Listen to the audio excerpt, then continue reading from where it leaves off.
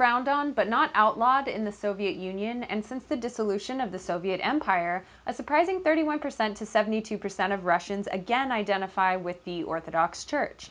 There are also still a number of Orthodox Christians in the Ukraine, which finds itself divided among those who want to remain separate from Russian and those who see themselves more as Russians than Ukrainians. This sets the stage for trouble within the church as well, since some see Russian military involvement in the area as an act of liberation, and others see it as an act of repression, if not aggression. Vladimir Zaitsev, a priest from the Urals city of Yekaterinburg, is one of the former and was filmed blessing a group of 50 Russian troops headed off to a conflict, telling them, "Fight against the fascist scum," referring to the Ukrainian military that they would potentially be going up against.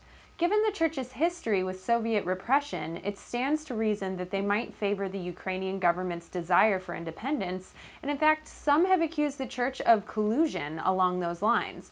But the church's leader, Patriarch Kirill, has taken a conciliatory stance with respect to the government of Vladimir Putin, while still stopping short of supporting the pro-Russian rebels in Ukraine. For now, Vladimir Zaitsev has been suspended from his post pending further considerations. In another story that displays the confused state of affairs between the Russian government and the newly invigorated Russian Orthodox Church, the Russian population, according to Pew Research, has made a remarkable return to affiliations with the church, even though many Russians are not particularly religious, having been raised in an environment that discourages all religious activities without actually outlawing them. Now, with the government of Vladimir Putin wanting a return to traditional values, the Russian Orthodox Church has become a natural ally. The only problem is that when it comes to micromanaging local affairs, it might be said that the devil is in the details. The church, seeing that the Kremlin relies on it to move church members in one direction or another, is now unafraid to speak its own preferences on issues as well. Increasingly, church officials are standing up against local government officials who, not that many years ago, would have been loyal to the Communist Party and would have had, by far, the upper hand.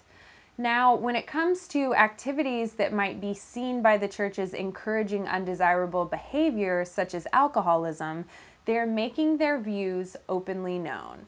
Such conflicts have erupted, for example, over variations on Wagnerian operas depicting Christ in a sacrilegious manner, or even the planning for a rock concert that the church thought might lead to drunken behavior.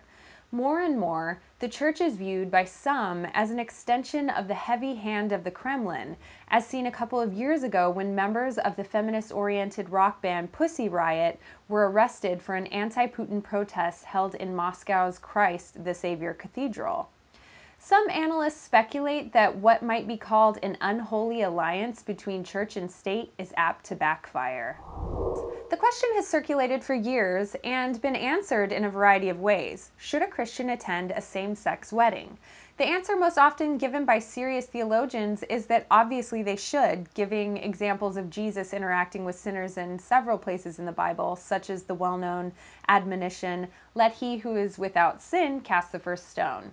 It is easy enough to simply skip a wedding when the couple are people that you don't know very well, but what if they are relatives or even close relatives?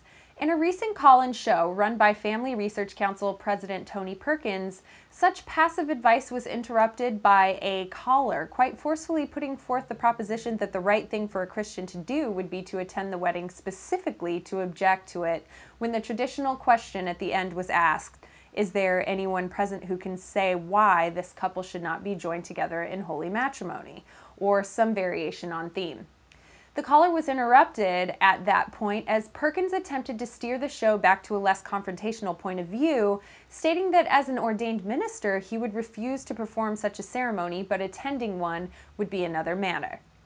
The reality is that most modern wedding ceremonies diverge in many ways from traditional services, such as taking out the opportunity for anyone to object or any suggestion that one partner should unconditionally obey the other.